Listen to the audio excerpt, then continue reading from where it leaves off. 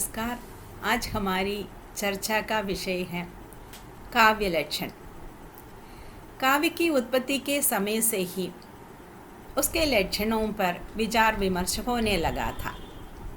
काव्य जिसे कहा जा सकता है या कविता क्या है आदि जो मूलभूत प्रश्न हैं, जिसकी व्याख्या विभिन्न आचार्यों ने भिन्न भिन्न दृष्टिकोणों से की है। भारतीय काव्यशास्त्र के अधिकांश आचार्यों द्वारा काव्य लक्षण पर कई परिभाषाएं प्रस्तुत की गई हैं। काव्य लक्षण पर आधारित कुछ महत्वपूर्ण श्लोकों पर हम विचार विमर्श करेंगे। मित्रों, काव्य लक्षण पर अपनी अपनी परिभाषाओं द्वारा काव्य शास्त्र के विकास में मर्मज्ञ आचार्यों ने मुख्य भूमिका निभाई है। इन परिभाषाओं में शब्द और अर्थ को महत्व दिया गया है। शब्द काव्य के बहिरंग पक्ष का परिचायक है और अर्थ उसके अंतरंग पक्ष का परिचायक है। इससे ध्यातव्य है कि इन आचार्यों ने काव्य के अंतर एवं बाह्य दोनों पक्षों को, या दूसरे शब्दों में कहें तो काव्य के कला पक्ष और भाव पक्ष दोनों पक्षों को ध्यान में रखकर ही परिभाषाएं प्रस्तुत की हैं। देखिए, वर्तमान समय में भी साहित्य की परख के लिए हम कला पक्ष को या कला पक्ष के तौर पर एवं भाव पक्ष के तौर पर हम साहित्य की परख करते हैं। भारतीय दर्शन के अनुसार शब्द ज्ञान है और ज्ञान ही ईश्वर है या आत्म तत्व का परिचायक है। आत्म तत्व उस ज्ञान स्वरूप ईश्वर का ही अंश है। इस प्रकार काव्य को एक व्यापक ब्रह्म तत्व का परिचायक मानकर काव्य को परिभाषित किया गया है। सबसे प्रथम अग्नि पुराण में काव्य के बाह्य तत्वों के आधार पर काव्य को परिभाषित करने का प्रयास मिलता है। संक्षेपाद वाक्यमिष्टार्थ व्यवच्छिन्ना पदावली काव्यम स्फुरदलंकारम गुणवद्दोषवर्जितम्।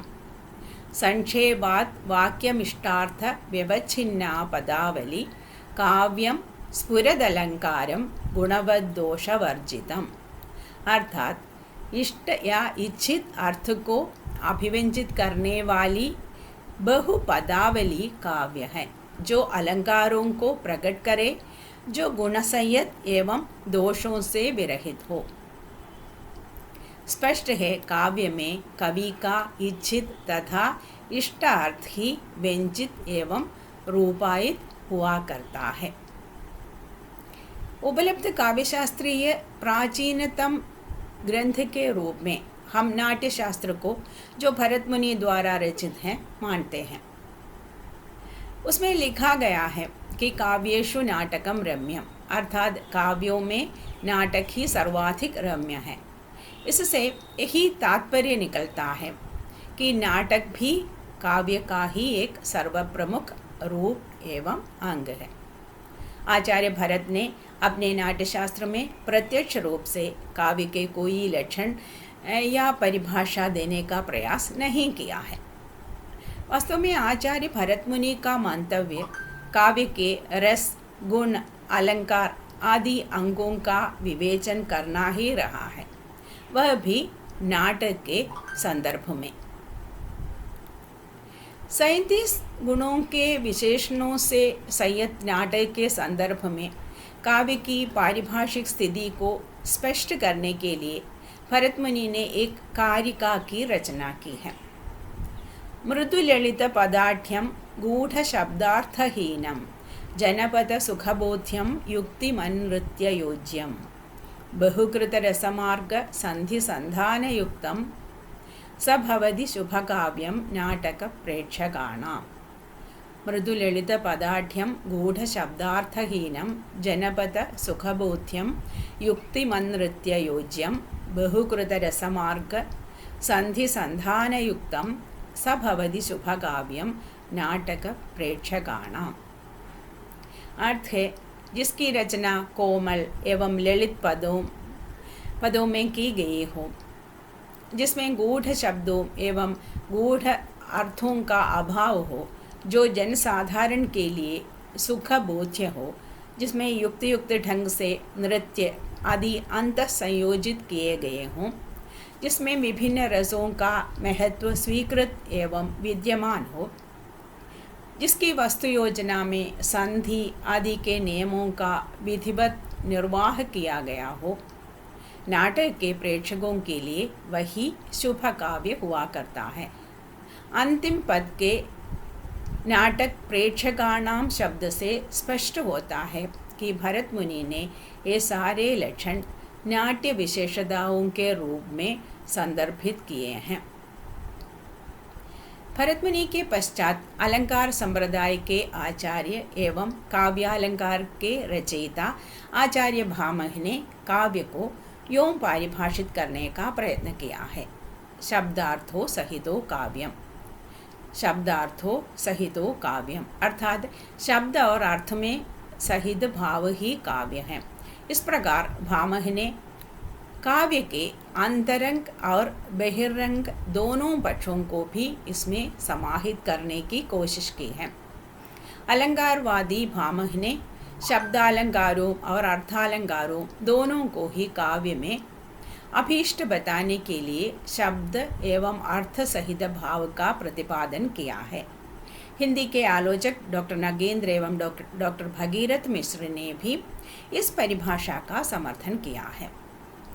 मित्रों, भामह के अनंतर के अनेक आचार्यों ने थोड़े हेर फेर के साथ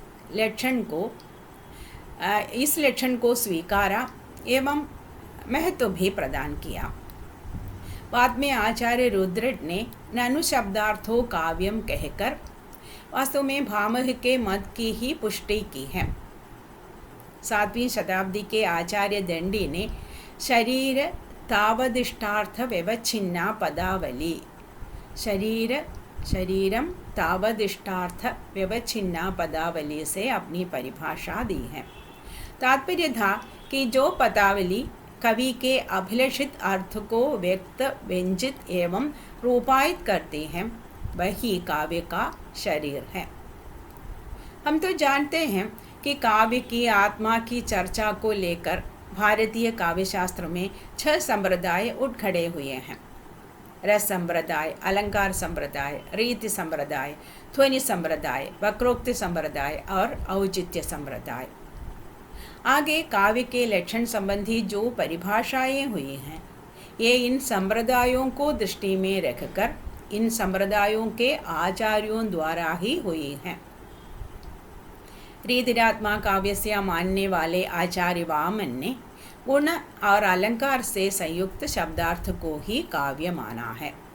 काव्यम ग्राह्यम अलंकारात् सौंदर्यम अलंकारः आदि वामनाचार्य द्वारा प्रस्तुत पंक्तियाँ अलंकारों के महत्व एवं सौंदर्य प्रसाधन के संदर्भ में ही उपादेय हैं। उन्होंने यह भी कहा है कि काव्य शब्दोयम गुणालंकार संस्कृतयोः शब्दार्थयोर वर्तते, काव्य शब्दोयम गुणालंकार संस्कृतयोः शब्दार्थयोर वर्तते, अर्थात गुण एवं अलंकार से युक्त शब्दार्थ ही काव्य है। यह परिभाषा पूर्ववर्ती आचार्यों के मत की ही पुष्टि देने वाली है। परवर्ती आचार्य मम्मट ने भी पूर्ववर्ती आचार्यों के ही मत में संतुलन सामंजस्य स्थापित करते हुए काव्य को एक विशिष्ट लक्षण एवं परिभाषा में बांधने का प्रयत्न किया है। तददौषो शब्दार्थो सगुणावनलंकृति पुनः क्वापि, तददौषो शब्दार्थो सगुणावनलंकृति पुनः क्वापि, अर्थात दोषरहित, गुणसंयत और कहीं कहीं अनलंकृत शब्दार्थ ही काव्य है। हम कह सकते हैं कि 12वीं शताब्दी के आचार्य मम्मट ने दोषहीनता एवं गुणवत्ता पर ही अधिक बल दिया है।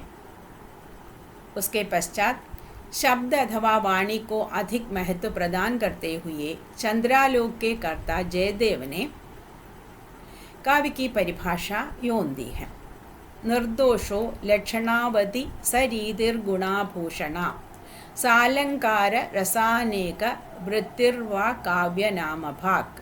निर्दोषो लक्षणावति सरीतिर्गुणभूषणा सालंकार रसानेक वृत्तिर्वा काव्य नाम भाग। अर्थात दोषरहित, लक्षण एवं रीतियों से संपन्न, गुणों से भूषित, अलंकार से युक्त, अनेक रस और वृत्तियों से युक्त रचना ही काव्य है। अनंतर वक्रोक्ति के महत्व को स्पष्ट करते हुए वक्रोक्ति संप्रदाय के उन्नायक आचार्य कुंदक ने काव्य लक्षण पर अपना मत इस पंक्ति से स्पष्ट किया है। शब्दार्थों सहितो वक्र कवि व्यापारशालिनी बंधे व्यवस्थितो काव्यम तद्विदाह्लादकारिणी।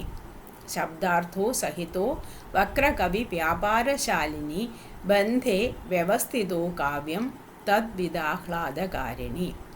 अर्थात वक्र व्यापार युक्त सूत्र में व्यवस्थित शब्दार्थ ही काव्य है। यानी काव्य में शब्दार्थ की वक्रता और आंतरिक सूत्रों की व्यवस्था ही उनके मत में मुख्य है। ध्वन्यालोक के रचयिता आनंदवर्धन ने ध्वनि के परिप्रेक्ष्य में काव्य की परिभाषा यूं दी है।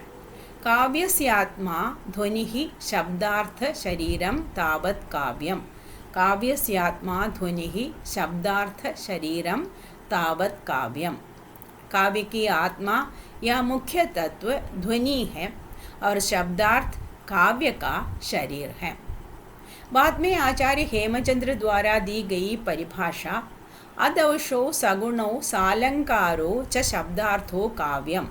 अदौषो सगुणौ सालंकारो च शब्दार्थो काव्यम में भी पूर्ववर्ती आचार्यों के मतों का समर्थन ही हुआ है।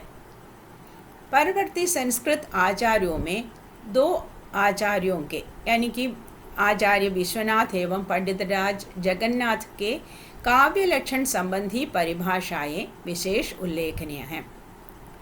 14वीं शताब्दी में साहित्य दर्पणाकार विश्वनाथ ने काव्य की परिभाषा पर काफ़ी भिन्न अपना विचार प्रस्तुत किया है। दोषरहितता को काव्य लक्षण मानना वे उचित नहीं समझते थे। उनकी धारणा है कि अदोष कृति हो ही नहीं सकती। उत्तम काव्यों में भी दोषों का आ जाना स्वाभाविक है और गुण के साथ अलंकार को जोड़ना उनकी राय में उचित नहीं है। पूर्ववर्ती अन्य आचार्यों के मत का खंडन करते हुए उन्होंने रस को काव्य का प्राण तत्व मानकर परिभाषा यूं दी है। वाक्यम रसात्मकम काव्यम। वाक्यम रसात्मकम काव्यम अर्थात रस प्रदान करने का सामर्थ्य रखने वाला वाक्य जो शब्दार्थ युक्त है वही काव्य है। इस लक्षण के अनुसार रस को छोड़कर काव्य के अन्य सभी तत्व गौण पड़ जाते हैं। इसमें व्यापकता लाने के लिए हमें रस के अर्थ के रूप में सरसता, मधुरता आदि को लेना पड़ेगा। आचार्य विश्वनाथ द्वारा प्रदत्त काव्य की परिभाषा में जो कमी रह गई है उसका निराकरण पंडित जगन्नाथ की परिभाषा में हम देख सकते हैं। उनके अनुसार रमणीयार्थ प्रतिपादकः शब्दः काव्यम। रमणीयार्थ प्रतिपादकः शब्दः काव्यम अर्थात रमणीय अर्थ को प्रतिपादित करने वाला शब्द ही काव्य है। यहाँ न रसवादियों या अन्य सांप्रदायिकतावादियों का पूर्वाग्रह है और न अतिव्याप्ति और अव्याप्ति दोष भी है। यह रमणीयता या चमत्कार हम रस, रीति, अलंकार, ध्वनि, वक्रोक्ति, औचित्य के संदर्भ में भी प्रतिपादित एवं व्यवस्थित कर सकते हैं। हम संस्कृत की काव्यशास्त्रीय परंपरा के इस अंतिम आचार्य द्वारा प्रदत्त काव्य परिभाषा को लगभग पूर्ण कह सकते हैं। मम्मट, विश्वनाथ तथा जगन्नाथ के लक्षण अधिक व्यवस्थित एवं भारतीय काव्य लक्षण की अवधारणा के 3 चरण हैं। दोषहीनता, रसवत्ता एवं रमणीयता, इन 3 विशेषताओं से युक्त काव्य लक्षण प्रस्तुत करके संस्कृत आचार्यों ने काव्य में भाव, कला एवं बुद्धि का समाहार ही किया है।